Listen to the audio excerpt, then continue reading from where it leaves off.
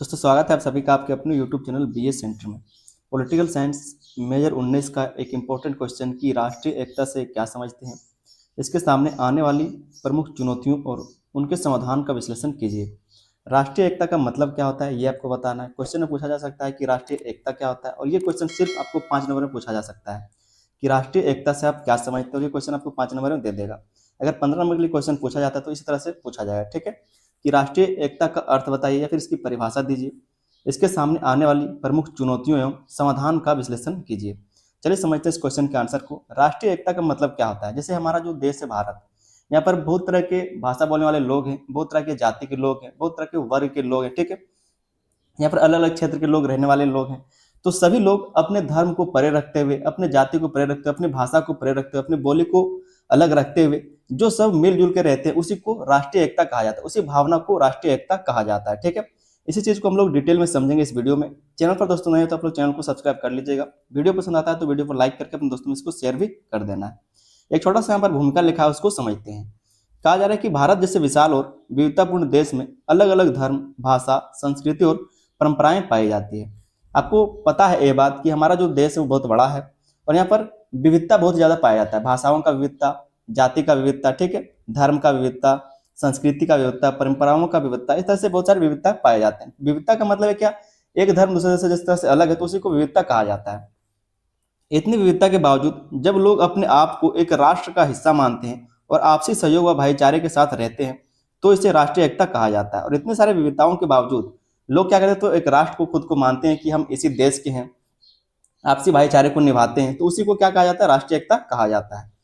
किसी भी देश की शक्ति, स्थिरता और विकास के लिए राष्ट्रीय एकता अत्यंत आवश्यक होती है। और कहा जा रहा है कि कोई भी देश की स्थिरता के लिए, उसकी शक्ति के लिए, उसके विकास के लिए क्या है, तो राष्ट्रीय एकता जरूरी है। राष्ट्रीय एकता इसलिए भी जरूरी है क्योंकि अगर घर में ही शांति नहीं रहेगा तो फिर बाहर में आप कैसे लड़ पाएंगे, बाहर की चीजों को कैसे ठीक कर पाएंगे। इसीलिए कहा जा रहा है कि जो राष्ट्रीय एकता है वो देश के विकास के लिए, देश की समृद्धि के लिए, शक्ति के लिए राष्ट्रीय एकता जरूरी है। आगे हम लोग समझेंगे राष्ट्रीय एकता का अर्थ कि राष्ट्रीय एकता का अर्थ क्या होता है। राष्ट्रीय एकता से आशा उस भावना से है जिसमें देश के सभी नागरिक अपने व्यक्तिगत, क्षेत्रीय या धार्मिक भेदभावों से ऊपर उठकर राष्ट्र के हित को सर्वोपरि मानते हैं।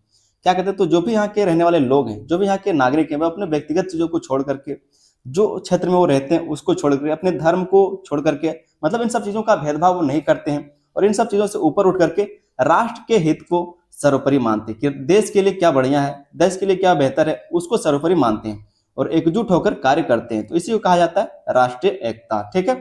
यहाँ पर कुछ पॉइंट लिख करके ले आए, उसको समझिए। कहा जा रहा है कि यह केवल भौगोलिक सीमाओं के भीतर रहने तक सीमित नहीं है। क्या कहा जा रहा है कि ये जो है वो सिर्फ कोई भौगोलिक सीमाओं के भीतर रहने तक सीमित नहीं है, बल्कि नागरिकों के दिलों में राष्ट्र के प्रति जुड़ाव की भावना को दर्शाता है। ये राष्ट्रीय एकता क्या करता है, तो नागरिकों के दिलों में राष्ट्र के प्रति जो जुड़ाव है उसको दर्शाता है। दूसरा यहाँ पर पॉइंट लिखेंगे वो है, इसमें सांस्कृतिक विविधताओं के बीच समन्वय स्थापित करना शामिल होता है, ठीक है। जो सांस्कृतिक विविधता है उसके बीच क्या है, तो समन्वय स्थापित करना शामिल होता है ताकि विभिन्न समुदायों के लोग एक दूसरे को स्वीकार कर सके। तीसरा यहाँ पर पॉइंट लिखे वो है, राष्ट्रीय एकता का एक महत्वपूर्ण पक्ष यह भी है कि नागरिक व्यक्तिगत या क्षेत्रीय हितों से ऊपर उठकर राष्ट्र हित को प्राथमिकता दे। ये क्या है, तो राष्ट्रीय एकता का एक महत्वपूर्ण पक्ष है कि जितना भी जो हमारा धर्म है उस धर्म को हम लोग बगल रख करके जो राष्ट्र के लिए अच्छा है उस चीज को हम लोग ज्यादा क्या करें, तो उसमें प्राथमिकता दें। इसको कहा जाता है राष्ट्रीय एकता। एक और पॉइंट यहाँ पर लिखा हुआ है, यह राजनीतिक स्थिरता और सामाजिक शांति को भी सुनिश्चित करती है। अगर राष्ट्रीय एकता बना रहेगा तो ये राजनीतिक स्थिरता को भी सुनिश्चित करेगा, क्योंकि अगर अपने अपने में क्या है, तो भाषा में लड़ लड़ के क्या करेंगे, अपने अपने में लड़ाई होगा, युद्ध होगा, जाति को देख करके युद्ध करेंगे, मतलब अगर क्षेत्र को देख करके युद्ध करेंगे तो राजनीतिक स्थिरता नहीं रह पाएगा, सामाजिक शांति कभी नहीं हो पाएगा। तो ये सब जरूरी है, राष्ट्रीय जो राष्ट्रीय एकता है वो जरूरी है राजनीतिक स्थिरता के लिए, सामाजिक शांति के लिए, ठीक है। जिससे देश का समग्र विकास संभव होता है और इसी कारण क्या है, तो देश विकास कर पाता है। क्योंकि घर में अगर आपका जो देश है वहां पर गृह युद्ध नहीं होता है, शांति बना हुआ रहता है, सरकार पर भरोसा रहता है, जो सिस्टम है उस पर भरोसा रहता है, तो आप आराम से तरक्की कर सकते हैं, देश जो तरक्की करेगा। आगे हम देखेंगे राष्ट्रीय एकता के सामने प्रमुख चुनौतियां क्या है, क्या क्या चुनौती है राष्ट्रीय एकता के लिए, ऐसा क्या क्या कारण, इसके कारण राष्ट्रीय अखंडता या फिर एकता जो है वो विखंडित होता है। तो उसको समझते हैं। सबसे पहला सांप्रदायिकता, सांप्रदायिकता, ठीक है। कहा जा रहा है कि सांप्रदायिकता वह स्थिति है जिसमें लोग अपने धर्म को सर्वोच्च मानकर अन्य धर्मों के प्रति असहिष्णु हो जाते हैं। जैसे कोई भी एक धर्म को आप मान लीजिए, विशेष धर्म को आप मान सकते हैं, वो जो विशेष धर्म है वो किसी अगले धर्म को कम आंकता है या फिर उसको नहीं मानना चाहता या फिर उसको कहता है कि आप यहाँ पर मत रहो तुम लोग। तो इस तरह से समझिए। कहा जा रहा है कि सांप्रदायिकता वह स्थिति है जिसमें लोग अपने धर्म को सर्वोच्च मानकर अन्य धर्मों के प्रति असहिष्णु हो जाते हैं, मतलब उसको वो मानना ही नहीं चाहते। यह न केवल समाज के विभाजन पैदा करता है, क्या करता है ये समाज में न केवल विभाजन पैदा करता है बल्कि हिंसा, दंगे और अविश्वास को भी जन्म देता है। और इसके कारण क्या है, तो दंगा हो सकता है, हिंसा हो सकता है और अविश्वास फैल सकता है कि ये जाति का विश्वास के लायक नहीं होता है आदमी, ठीक है। इस तरह से अविश्वास भी फैल सकता है। जब धर्म के नाम पर राजनीति होती है तो यह समस्या और गंभीर हो जाती है, जिससे राष्ट्रीय एकता कमजोर पड़ती है। तो ये हमने पहला पॉइंट समझ लिया, जो सांप्रदायिकता है ये राष्ट्रीय एकता के लिए एक चुनौती है। दूसरा जो है वो है जातिवाद। जातिवाद का मतलब समझते हैं, जो एक जात रहता है वो दूसरे जात को देखना नहीं चाहता। तो इस तरह से जो जातिवाद है, जातिवाद भारतीय समाज की एक पुरानी समस्या है जिसमें लोगों को उनकी जाति के आधार पर ऊंच नीच में बांटा जाता है। तो ऊंच नीच के आधार पर क्या उसको बांटा जाता है, इससे समाज में भेदभाव आता है, असमानता और सामाजिक दूरी बढ़ जाती है। क्योंकि आप किसी भी जात को अगर छोटा मानेंगे तो वो आपके लिए उसके दिन में इज्जत रहेगा नहीं रहेगा, क्योंकि आप वो समझ आएगा कि वो हमको कुछ नहीं समझता है, बिल्कुल जीरो समझ रहा है, कोई इज्जत नहीं मेरा, तो उसका भी इज्जत क्यों किया जाए। तो इस तरह से जो जातिवाद है ये भी क्या है, तो एक कह सकते हैं जो राष्ट्रीय एकता है उसमें बाधा है ये। जब लोग अपनी जाति को राष्ट्र के ऊपर रखने लगते हैं तो राष्ट्रीय एकता की भावना कमजोर हो जाती है। और जब लोग क्या करते हैं, जब अपने जात को राष्ट्र के ऊपर रखने लगते हैं, मतलब जैसे कोई भी जात है वो कहेगा हम देश से ऊपर है, देश मेरे लिए सर्वोपरि नहीं बल्कि मेरा जात सर्वोपरि है। तो जो जब ये काम करने लगते हैं लोग, तो राष्ट्रीय एकता क्या है, कमजोर होने लगता है। आगे जो तीसरा इसका देख सकते हैं पॉइंट वो है क्षेत्रीयता।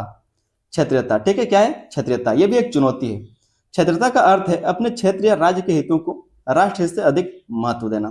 क्षेत्रीयता का मतलब क्या है कि अपना जो क्षेत्र है या फिर जो राज्य है उसको राष्ट्र हित से अधिक महत्व देना। जैसे हमारा कोई राज्य है, वो राज्य कहता है कि हम अपना देखेंगे, हम भारत से कोई मतलब हमको नहीं। तो इस तरह से अगर कोई मानने लगे, या फिर कोई क्षेत्र को समझ लीजिए, कोई डिस्ट्रिक्ट समझ लीजिए, फिर कोई भी क्षेत्र, उसको बोलेगा कि हमको राज्य से मतलब नहीं है, जिला से मतलब नहीं है, भारत से कोई मतलब नहीं। तो जहां पर क्षेत्रीयता होने लगेगा, ठीक है, जो क्षेत्र का कह सकते हैं कि अपने अपने क्षेत्र में बंटने लगेंगे लोग, तो ये भी एक चुनौती है राष्ट्रीय एकता को खंडित करने का। कहा जा रहा है कि क्षेत्रीयता का अर्थ है अपने क्षेत्र या अन्य राज्य के हितों को राष्ट्र से अधिक महत्व देना, जो उसका क्षेत्र है उसको राष्ट्र से ज्यादा महत्व देना। यह भावना तब और खतरनाक हो जाती है जब लोग अलग राज्य का, अलग देश की मांग करने लगते हैं। और ये जो भावना कहा जा रहा है कि तब ज्यादा खतरनाक हो जाता है जब क्या करते हैं, तो लोग एक अलग राज्य मांगने लगते हैं या फिर वो खुद को अलग देश बनाना चाहने लगते हैं। इससे राष्ट्र की अखंडता पर सीधा खतरा उत्पन्न होता है और एकता कमजोर होती है। तो जो क्षेत्रीयता है ये भी एक चुनौती है राष्ट्रीय एकता के लिए। अगला जो यहाँ पर चुनौती हम लोग देखेंगे वो है भाषाई विवाद। भाषाई विवाद, क्योंकि हमारे देश में बहुत तरह की भाषाएं बोली जाती हैं।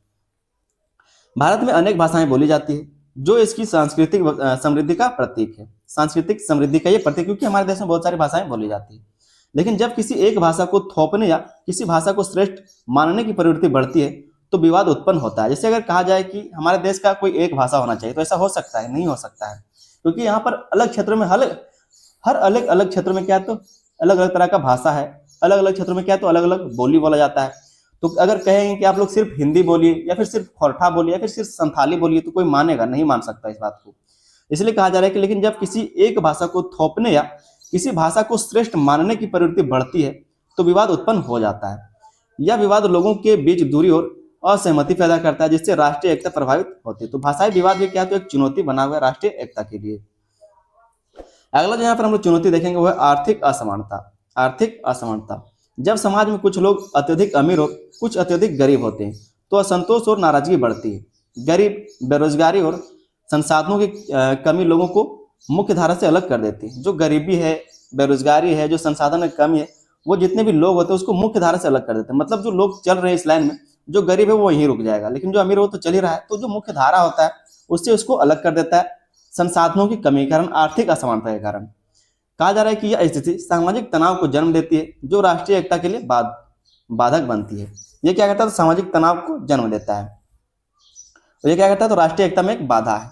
आगे जो देखेंगे हम लोग चुनौती वो है राजनीतिक स्वार्थ। राजनीतिक स्वार्थ भी एक चुनौती बना हुआ है राष्ट्रीय एकता के लिए। कुछ राजनीतिक दल और नेता अपने स्वार्थ के लिए समाज को धर्म, जाति या क्षेत्र के आधार पर बांटते हैं। कुछ जो राजनीतिक दल है और जो नेता है वो अपने स्वार्थ के लिए, ताकि वो जीत सके, इसके लिए क्या है, तो समाज को धर्म के आधार पर, जाति के आधार पर या फिर क्षेत्र के आधार पर बांटते हैं। इस तरह से आपको हर एक क्षेत्र में जितने भी नेता होते हैं सभी को इस तरह का काम करते हुए आपको मिल जाएंगे, ठीक है। कुछ पैसा देकर कोई कर रहा है, तो कोई धर्म के बारे में बात कर रहा है, कोई जाति के बारे में बात कर रहा है, कोई जंगल के बारे में बात कर रहा है। तो मतलब जहां पर जिस तरह का फायदा लोगों को दिखता है, नेताओं को दिखता है, राजनीतिक दल को दिखता है, वो उस तरह के वहां पर बात करते हैं। हालांकि जब वो जीत जाते हैं तो इतना कुछ काम करते नहीं है। तो जो राजनीतिक स्वार्थ है, जो राजनेता है अपने स्वार्थ के लिए भी कुछ क्या है तो राष्ट्रीय एकता को खंडित करते हैं। वे वोट बैंक की राजनीति के लिए लोगों में भेदभाव और नफरत को बढ़ावा देते हैं। वोट बैंक के लिए क्या करते हैं तो राजनीति के लिए लोगों में भेदभाव फैलाते हैं, नफरत की भावना को बढ़ाते हैं। इससे समाज में विभाजन बढ़ता है और राष्ट्रीय एकता को नुकसान पहुंचता है। और जब ऐसा चीज होगा तो समाज में क्या होगा, विभाजन होगा, राष्ट्रीय एकता को नुकसान पहुंचेगा। अगला जो यहाँ पर चुनौती देखेंगे वो है आतंकवाद और अलगाववाद। आतंकवाद और अलगाववाद को ये जन्म देता है, तो ये भी एक कारण राष्ट्रीय एकता का खंडित होने का, ये भी क्या तो एक चुनौती है। आतंकवाद और अलगाववाद सीधे सीधे राष्ट्र की सुरक्षा और एकता के लिए खतरा है। ये शक्तियां हिंसा और भय के माध्यम से समाज में अस्थिरता फैलाती है। क्या करती है तो समाज में अस्थिरता फैलाता है, मतलब दंगा हो गया, मारकाट हो गया, ठीक है, डकैती हो गया, ये सब काम कौन करता है, ये सब तो करते हैं आतंकवाद और अलगाववाद के लोग। इनका उद्देश्य अक्सर किसी क्षेत्र को देश से अलग करना होता है, जिससे राष्ट्रीय अखंडता कमजोर हो जाती है। जो राष्ट्र का अखंडता है, जो देश का मजबूती, वो क्या होता है, कमजोर हो जाता है। तो ये सब कुछ चुनौती था। आगे हम देखेंगे राष्ट्रीय एकता को मजबूत करने के क्या उपाय हो सकते हैं। हमने चुनौती को समझ लिया, अब राष्ट्रीय एकता को किस तरह से हम लोग मजबूत कर सकते हैं, उसके लिए क्या उपाय कर सकते हैं, क्या समाधान हो सकता है इन सब चीजों से निपटने का, उसको थोड़ा सा समझते हैं। तो पहला इसका उपाय हो सकता है वो शिक्षा का प्रसार। शिक्षा का प्रसार करना जरूरी है। जब लोग शिक्षित होंगे, जागरूक होंगे, तभी जाकर के राष्ट्रीय एकता के बारे में वो समझ पाएंगे और दंगों से दूर रहेंगे। ठीक है, शिक्षा के माध्यम से लोगों में जागरूकता और समझ विकसित की जा सकती है। जब लोग पढ़े लिखे रहेंगे तो क्या उनको पता चलेगा क्या हम सही कर रहे हैं, क्या गलत कर रहे हैं, हमें किस लोगों के साथ रहना है, कौन भड़काऊ बयान दे रहा है, कौन हमें भड़का रहा है, इन सब चीजों को वो समझ पाएगा। कई सारे जो धर्म गुरु होते हैं वो भी इनको भड़काते हैं कि इसके साथ मत रहो, ऐसा करो वैसा करो, ये वो है, बहुत सारा का बात समझाते हैं। आप समझ पा रहे हैं हम जो बोलना चाह रहे हैं। ठीक है, तो ऐसी शिक्षा दी जानी चाहिए जो बच्चों में सहिष्णुता, समानता और राष्ट्रीयता की भावना बढ़ाए। तो शिक्षा ऐसी होनी चाहिए जो बच्चों में क्या तो सहिष्णुता, मतलब सभी धर्मों को मानने के लिए, जो समस्या है उसको सहने के लिए, और सभी को क्या तो समान मानने के लिए राष्ट्र की भावना को जो बढ़ाए, वैसी शिक्षा देनी चाहिए। नैतिक शिक्षा और नागरिक सशस्त्र का विशेष महत्व है, जो राष्ट्रीय एकता को मजबूत करता है। जो नैतिक शिक्षा है वो नागरिक शास्त्र के लिए क्या कहा जा रहा है कि विशेष महत्व है इसका, जो राष्ट्रीय एकता को क्या करता है तो मजबूत करता है। अगला जहां पर हम लोग उपाय देखेंगे वो है धर्मनिरपेक्षता का पालन। धर्मनिरपेक्षता का पालन करना चाहिए, मतलब किसी भी धर्म का अपमान नहीं करना चाहिए, ना किसी धर्म को सर्वश्रेष्ठ मानना चाहिए। ठीक है, मतलब आप जिस धर्म में हैं उस धर्म को आप सर्वश्रेष्ठ मानिए, लेकिन ऐसा नहीं कि दूसरे धर्म को आप गलत बोल दीजिए। तो वो होता है धर्मनिरपेक्षता। राज्य को सभी धर्मों के प्रति समान व्यवहार करना चाहिए और किसी एक धर्म को प्राथमिकता नहीं देनी चाहिए। सभी धर्मों को क्या तो बराबर मानना चाहिए, किसी भी एक धर्म को प्राथमिकता नहीं देना चाहिए। किसको तो सरकार को और देश को। जब सभी धर्मों को समान सम्मान मिलेगा तो समाज में सौहार्द और शांति बनी रहेगी। तो समाज में क्या होगा, भाईचारा और शांति क्या है तो बना रहेगा। यह राष्ट्रीय एकता को मजबूत करने का एक महत्वपूर्ण आधार है, और इस तरह से क्या होगा जो राष्ट्रीय एकता है वो मजबूत हो पाएगा। अगला जहां पर हम लोग उपाय देखेंगे वो है सामाजिक समानता। सामाजिक समानता, जाति, वर्ग और लिंग के आधार पर भेदभाव को समाप्त करना आवश्यक है। ये सब जो आप देख पा रहे हैं, चाहे वो जाति हो, वर्ग हो, लिंग हो, इन सब चीजों के आधार पर जो भेदभाव है उसको समाप्त करना जरूरी है। सभी नागरिकों को समान अधिकार और अवसर प्रदान किए जाने चाहिए। इससे समाज में एकता और भाईचारे की भावना विकसित होती है। तो सामाजिक जो समानता है वो होना जरूरी है, तभी जाकर क्या तो सामाजिक एकता है, जो राष्ट्रीय एकता वो बना रह सकता है। अगला जो इसका उपाय है वो आर्थिक विकास और समान वितरण। आर्थिक विकास और समान वितरण, देश के सभी क्षेत्रों और वर्गों का संतुलित विकास होना चाहिए। गरीबी और बेरोजगारी को कम करने के लिए प्रभावी नीतियां बनाई जानी चाहिए। जब सभी लोगों को समान अवसर मिलेगा तो जो असंतोष है वो कम होगा और एकता बढ़ेगी। क्या है कि सभी को समान अवसर जरूरी है, आर्थिक विकास हो या फिर समान वितरण, सभी को क्या है तो सब कुछ बराबर मिलना चाहिए। किसी को कम किसी को ज्यादा मिले तो ये अच्छी बात नहीं, इससे राष्ट्रीय एकता को नुकसान होता है।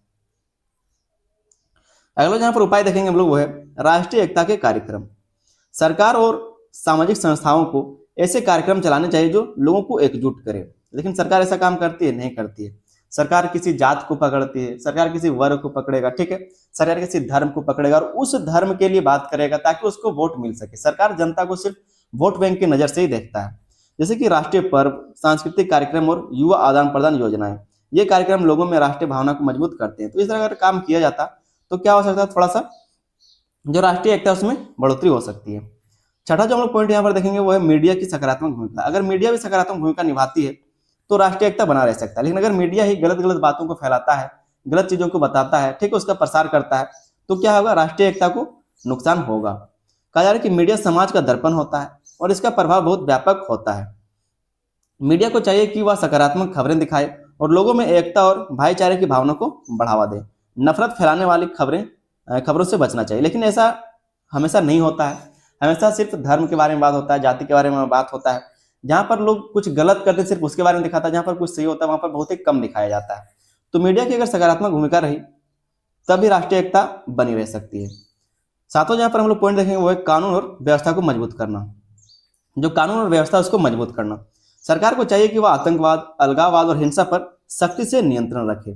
कानून का निष्पक्ष और सख्त पालन हो, ठीक है, ताकि कोई भी व्यक्ति समाज में अशांति ना फैला सके। यह राष्ट्रीय एकता की रक्षा के लिए अत्यंत आवश्यक है। और ये क्या है, तो राष्ट्रीय एकता की रक्षा के लिए बहुत ही ज्यादा जरूरी है कि कानून का पालन किया जाए, व्यवस्था को मजबूत किया जाए, सख्त कानून बनाया जाए, ठीक है। तो यहाँ पर हमने कुछ जो भी राष्ट्रीय एकता के चुनौती थे या फिर जो भी इसके उपाय किए जा सकते, जो भी इसके समाधान थे, उसको हमने समझ लिया। चैनल पर दोस्तों आप लोग नए हैं तो आप लोग चैनल को सब्सक्राइब कर लीजिएगा। इस बात को आप लोग ध्यान रखें कि अगर आप लोग चैनल को सब्सक्राइब करते हैं तो जो आने वाला आपका विषय बचा हुआ है, जो सब्जेक्ट बचा है, उसमें आप अच्छे से तैयारी कर सकेंगे और जो आपका आने वाला सेमेस्टर है उसमें भी अच्छे से तैयारी कर सकेंगे। समझते हैं एक छोटा सा निष्कर्ष को। कहा जा रहा है कि राष्ट्रीय एकता किसी भी देश की स्थिरता, शांति और विकास की आधारशिला है। भारत जैसे विविधतापूर्ण देश में इसे बनाए रखना चुनौतीपूर्ण जरूर है, लेकिन सही नीतियों और सामूहिक प्रयासों से इसे मजबूत किया जा सकता है। क्या किया जा सकता है? मजबूत किया जा सकता है, इसको बनाया जा सकता है। उम्मीद करते हैं दोस्तों क्वेश्चन का आंसर आपको बहुत अच्छे से समझ में आ गया होगा। अगर आप लोग चैनल को सब्सक्राइब कर लिए तो जो आपके जूनियर हैं, जो भी सेमेस्टर 1, 2, 3, 4 कहीं पर भी होंगे, तो उन तक इस वीडियो को शेयर कर दीजिएगा, चैनल के बारे में बताइएगा ताकि वे भी अच्छे से पढ़ सके, चैनल को सब्सक्राइब करके रख सके। वीडियो पसंद आया तो वीडियो पर लाइक कर दे, अपने दोस्तों में इसको शेयर भी कर दीजिएगा। प्लेलिस्ट हम आप लोग के लिए बना दिए, लिंक आपको इस वीडियो के डिस्क्रिप्शन में देखने को मिल जाएगा, तो जाकर के एक बार चेक कर लीजिएगा, वहीं पर आपको सारा वीडियो देखने को मिल जाएगा, ठीक है। मिलते हैं दोस्तों किसी अगले वीडियो में, तब तक के लिए धन्यवाद।